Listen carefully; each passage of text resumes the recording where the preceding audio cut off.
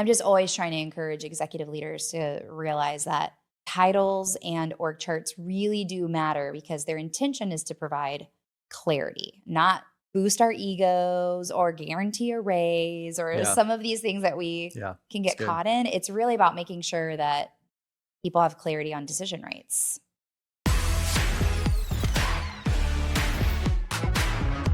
Well, hey, everybody. Welcome to the Leading Smart podcast, season 3, Leading in Real Time. And if you're watching this on YouTube, we're in a different place. First of all, we're in the same place. We're together, which is amazing. And we're kind of in a fancy studio. Yeah, let's describe it for people who are just listening to this. We are in a fancy studio. Behind us looks like this very regal library. In downtown Houston. So if you need a podcast studio in Houston, we can hook you up. But yeah, there's lots of sets in here, but we found this one because why are we here today, Halls? We just wrapped filming our Healthy Church Board Masterclass. This is the first masterclass that we've ever done here at Leading Smart. You know, we hopefully, in our opinion, we bring you fun conversations every week on the Leading Smart podcast. But specifically around church boards, we just feel like there's really a gap for equipping church board leaders with resources and curriculum and ways to think about how they can be healthy. And so we just did that. We just recorded 9 lessons in 10, 11, 12, 4 hours. Yeah. Tim just said, I'm tired, but I'm not as tired as I thought it would be. That's right. Yeah. We came well prepared, which is important, more important for me than for you. That's true. That is true. Mrs. Improv. But today on the Leading Smart podcast, we are going to be talking about healthy leadership teams. And so I mean, spoiler alert, maybe we're going to do a masterclass on that sometime. I don't know. We haven't decided, but I think we probably should. It just came out of your mouth like 30 minutes ago. It did. Because there's so much we could unpack here. But today we're specifically going to focus on the right type of people that should be on your leadership team. Because healthy teams require the right people. So, Tim, go ahead. I was just going to say, this is just like me asking you, this probably applies to any team. Yeah. But we're specifically thinking about the leadership team of a church. But my guess is most of this translates to any team that you're a part of. That's so true. Yeah. I have no idea what I was going to say before you interrupted me. We were going to talk about... you have done this talk. We were at Exponential together in March. Yeah. You've done this talk several times. And so I'm specifically wanting to unpack. You have one slide here that I feel like we could talk for hours on, but of signs or characteristics of the right kind of people. That's so right. Yeah, let's walk through them. I mean, the first one here is committed to the mission. Yeah. I think, and I guess this one is specific to a leadership team of a church, is you want people who like think at a really high level and they understand the whole mission of the church, not just the mission of student ministry or the mission of what we're doing in weekend services or the mission of the communications team. This person or these people think really high level. Mm-hmm. Yeah. The second one is team players. Yeah. Yeah. I think about the sandbox. Like, you've got a 2-year-old? Oh, yeah. Do the kids play well in the sandbox together? And we don't have a little kid. We have a little dog, a little golden doodle. Sometimes you take the golden doodle to the dog park and doesn't do so well. But these people have to play well in the sandbox. They have to play well in the dog park together. They have to be team players, and some of that's like relational. Maybe that's a different one. I don't think it is, but like emotional or relational IQ. Like they just are able to. It's okay if like someone comes at them or disagrees with them. They're a team player. They can see through that. They can de-escalate that. They can have good conversations around it. This one is, I think this one's getting harder and harder because we're in such an individualistic society in general. And man, I feel like we could do a whole episode on what does it mean to be a team player. I mean, Patrick Lencioni wrote a book called The Ideal Team Player. Yeah. So that's a great place to start. Okay. Speaking of harder and harder these days, your third one here is to debate respectfully. Yeah. I think we've learned this from Patrick Lencioni that an important part of a healthy team, a functional team, is the ability to have conflict and healthy conflict. But some people can't do that. No. Some people are incapable of debating respectfully. They feel threatened, defensive if someone disagrees with their position, and it probably comes out of insecurities. But you really need people in the room that can both take that, take contrarian opinions to what theirs are, and they can also provide that to other people in the room. Which leads me to the next one, which is supportive, even if not agreeing. I feel like that's such a part of debating respectfully, is that you can still support one another, be a team player, even though you might not necessarily agree with the person. Yep. And that ties into slow to speak, quick to listen. So supportive might sound like, and slow to speak, quick to listen. Both of those might sound like rubber stamping, like I'm just going to nod. I'm going to be kind of like constantly agreeing with everything that's said. That's got to tie into the one we just said before, debate respectfully. So we really need people in the room to speak up and to really poke holes in ideas and make sure we get the best decision. But they need to be also able to listen and slow to speak. They're not just always the first person to speak. I had a friend who struggled with this a bit, and especially he'd bring people into his office, and he'd get to the end of a one-on-one or whatever and realize he just talked the whole time. And so he put on the wall, like behind the person who's sitting in front of him, so he can see it, but they can't. It was just a little frame that said WAST, WAIST. And it was an acronym for why am I still talking? That's awesome. And so but if you're that person, you may need some reminders to sometimes just, okay, I got to step back. I got to listen a bit more, respect each other. You made me a little nervous when you said I had a friend that struggled with this. And then you said he, and I was like, whew, because I changed the gender to protect the innocent. Thanks for that. You're welcome. Okay, your next one here is unique contribution. Tell me about that. Like a unique perspective? Yeah, unique perspective. I had a boss once who said, I think I coming out of a meeting where like I was just agreeing with everything, and he said, "Hey Tim, if we agree on everything, then one of us isn't necessary, and I'm going to stay in the room." Wow. And so it's just like a sense of like, yeah, you actually have a contribution, you have a perspective, you have a lens, and you might even have like a skill set that the room needs. You might be great at spreadsheets, or you might be great at taking notes, or whatever it is. You have a unique contribution that helps that room. We've worked with churches where there might be 6 or 8 people on the lead team, and it seems like every single time, like 5 people leave with nothing and 2 people leave with all the work. You need some people that are actually going to carry the weight. Which the next one, speaking of the 5 people and 2 carrying all the work, adaptable. That is such a good one. I've been hearing more and more lately about a concept called adaptive leadership. There's actually like whole college courses you can take, usually under like a sociology or organizational leadership. But adaptive leadership, people are saying that this is more and more important because we're leading through the most complex time that we've ever led through. I don't know about you, but it was like, woo, just got to get through COVID and everything's gonna be normal again. And it's like, oh, hey, AI revolution. Oh, hey, global geopolitics disruption and all of the things, right? Yeah. So adaptive is so critical to leadership moving forward. Yeah, it's tough when you have someone in the room who doesn't pivot very quickly or maybe at all, or gets super frustrated or annoyed or agitated by change. Probably not going to be very helpful on that team. Yeah. I've heard somebody has pushed back on me when I get nerdy about adaptive leadership, and they're like, but isn't that all leadership? I'm like, but I think a lot of people's perception of leadership is hierarchy because we feel safe in like an org chart and structure, whereas adaptive leadership is really kind of seeing around corners and anticipating what's next. And that's hard. Yep. And to our next point, being so adaptable that you're willing to make the hard decisions when you don't have all of the information, and yet knowing that you're going to be held accountable for it. That's right. Ooh, that's hard. That's one of Patrick Lencioni's 5 dysfunctions or functions, is that accountability piece. And sometimes we think of accountability as top down, and we need to think about accountability as like for myself. Am I submitting accountably to the people around me in the room, and also am I calling others to be accountable to whatever it is? To like, hey, we're on a project and we kind of made some assignments and you kind of let the team down because you didn't fulfill or you didn't make the deadline or whatever, and now we all have to wait on you. Like, that accountability needs to be said out loud. Sometimes we don't say it out loud because we're afraid of the conflict, but I think a effective functional team leans into that. Yeah. The next one is to have empathy. One of my favorite words. Did you know I went to empathy school, Tim? I did not know that. Oh yeah. Well, wait, was this, did I know you then? I think I do Yeah. remember that. I was Like I 8 was when years we were ago, both something at like that. Vanderbilt. Yeah, We could do a whole podcast episode on the time that Holly went to empathy school. we should. Did it help?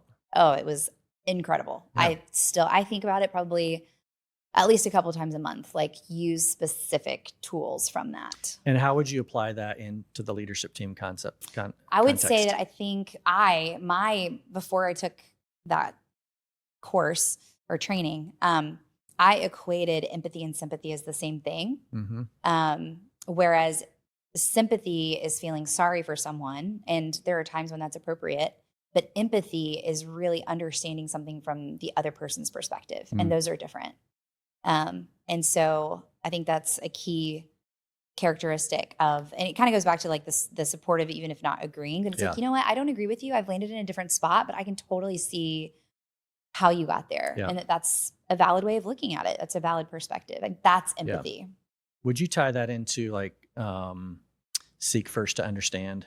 Is that kind of empathy? Oh yeah, for sure. So it's like I want to see how you see this through your lens. Yeah. So I'm going to be curious, ask questions. Yes. And really trying to understand, not try to prove your point. Yeah. Mm-hmm. That's good. That's good. The next one is positive attitude. They don't have to be like, Miss Sunshine all the time, but someone who sees more through a positive lens than through a negative lens. Mm-hmm. We don't need someone. It's not helpful to have someone. It drags the team down if you have someone who's constantly looking at the dark side of everything. Yes. You know who is the most positive person that I know? I do not know. Anna Baker. Oh, totally. Absolutely. Because she is someone who, like, and you wouldn't even know it, but she has gone through some hard stuff in her life. Yet and it reminds me of your principle of assume the best or believe the best that we did I think it was back in December or January that we did an episode on. And I think you and Anna both live out believe the best, and she in particular. It's like, because she's positive because she believes the best about people. And it's so inspiring to me. Yeah. Because I can so easily, be like, oh, they're out to get me or whatever. And it's like, no, they're amazing. And here's why. Yeah. I haven't been working with Anna closely, but maybe 6 months now. Mm-hmm. But there have been times coming out of like a really like long day, hard day, whatever. Like I think I just need Anna to like tell me I did great today. Right, exactly. And then she usually does very shortly after that. Yep. Okay. And last but not least is active participant. Yeah. And this is, you can tell when someone's disengaged or when they have their device and they're not taking notes, they're working on something else. So they're only leaning into the things that they have passion and care about, which goes back to the very first one with committed to mission. Like they're not committed to the mission, they're committed to their mission, if that's the case. And so you want people that are committed to the mission and who are leaning in and engaged even on things that they may see as uninteresting or boring. We still need their active participation. Can I get on a little soapbox for a second? Please. I think that active participant is the most important characteristic for the most senior leader in the room. Oh yeah. Like good. I cannot tell you how many meetings I've been with leadership teams. I've been the recipient of it. I've observed it where in a church setting, it's usually the senior pastor is on their iPad, checking emails, scrolling on their phone, goes in and out of the room 15 million times. And the message that you are sending to everybody else in the room is that whatever's on your device or outside the room is more important to you than them. And if that's the case, we need to have a whole different conversation. Yeah.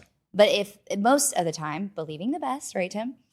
They would say, no, they are really important to me. I just got this text. It's like, do that team the honor of being present and fully participating, because not only are you responsible, I believe, to model the behavior that you want mirrored. Yeah. Like if you were trying to tell me something, would you want me to be scrolling on my phone the entire time? No, you'd probably fire me if that was what I was doing, if I was your employee. So I just really, I feel so strongly about that for the senior leader. And now that's what's the beauty of being a consultant. Like I will call the senior leader out in a room if I'm facilitating. Yeah. And that's happening. I'll be like, oh, we can wait just a second. Feel free to respond to that while we all wait for you. Yeah.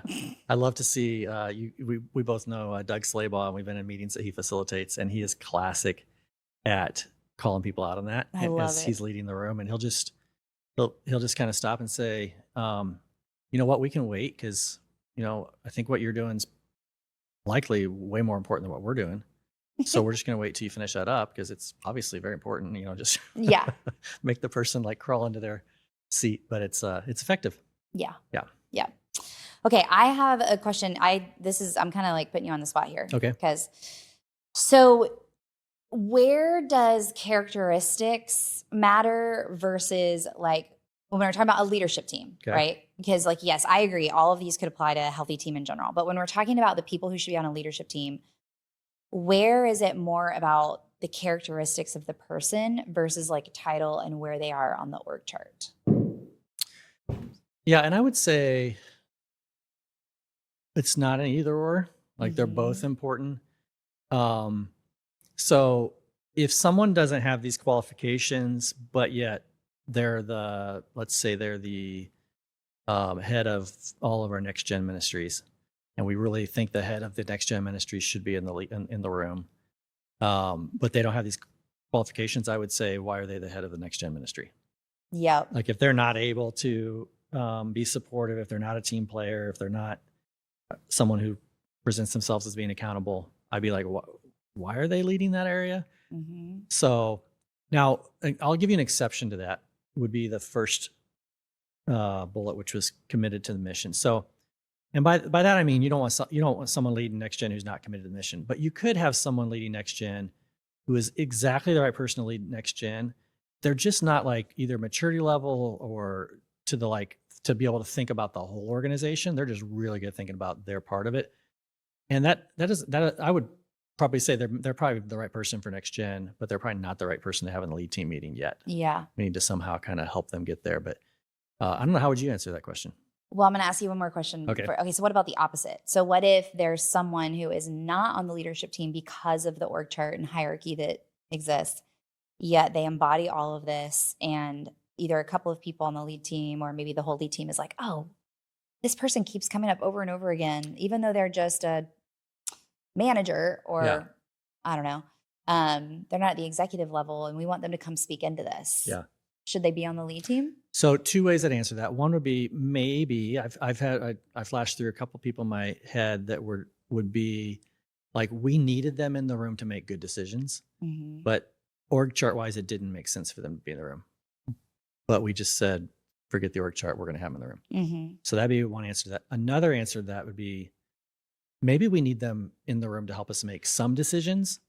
So bring in, we call them SMEs, subject matter experts. Bring in a subject matter expert anytime you want to. Like we're making a decision about that. We need, Joy and Alan in the room because they're the experts on this, and we're not going to make a good decision without them. So I think you can do that. And the other thing that does is it just helps develop those leaders. They get to be in the room sometimes. Yes. Which is, I think, a healthy thing. Well, how would you?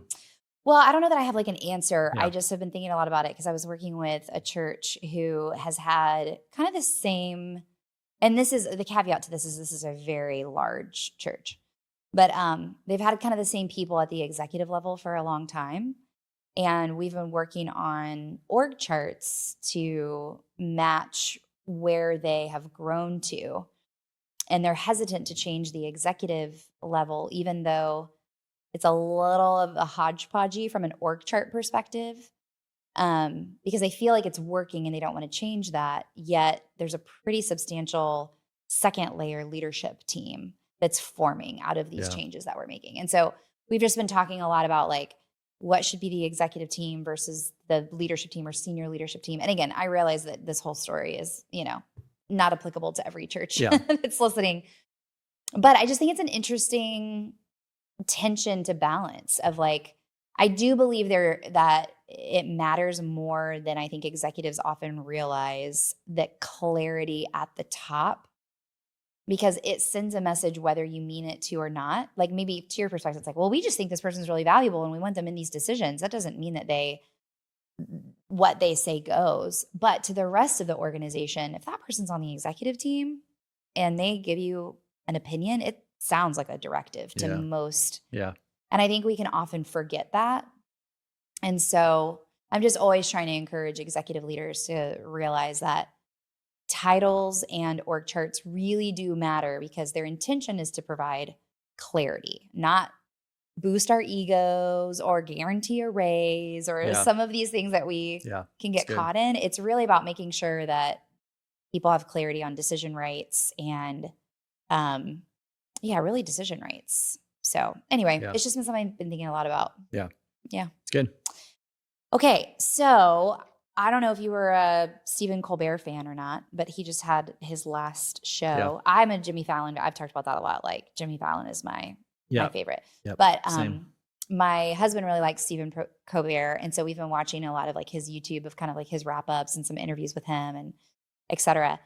And he had this, he has the Colbert questionnaire, I think is what it's called, and it was like over his tenure of his show, he would ask celebrities, I think it was 10 questions. And so for the last episode, it was really cool. They had different meaningful like guests or people and his wife, like his wife asked one of them, a couple of his best friends asked one of them. And so each of them, he sat in the guest seat. Oh, okay. And they came in and sat behind his desk and asked him the Colbert questionnaire. Anyway, one of the questions is, what is the best sandwich? So I'm curious to hear from you. So we've did we already do that? We made a hard right turn from content to our random segment. Oh, did I not say that? I had that whole conversation in my head. I'm just like trying to connect, and it's like, oh, okay. We just went to sandwiches. This is where she's going. In my head, I said, now it's time for a random segment. Okay, cool. Sorry about that. Our audience knows. Favorite sandwich? Grilled cheese sandwich paired with hot tomato soup.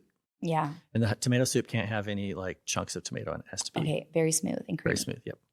But not in Houston in the month of June. Ugh, no, but anytime in the winter, basically 9 months in Chicago. Yeah. Yeah. Yeah, I'm like, I probably have that meal once a year in January in Houston. On the one cold day. One cold day, yeah. Man, I think, go ahead. Yours, I need to know yours. Yeah. I think mine would probably be, and Elliot and I talked about this. I'm pretty sure this is how I answered it after we watched the Stephen Colbert thing. It would be like lightly toasted bread, probably like wheat, but not super wheaty. Okay. Sometimes wheat bread can be dry. Anyway, I don't want dry, and I don't want white bread, but I want like whatever, like an oat wheat. I don't know if that's a thing. But anyway.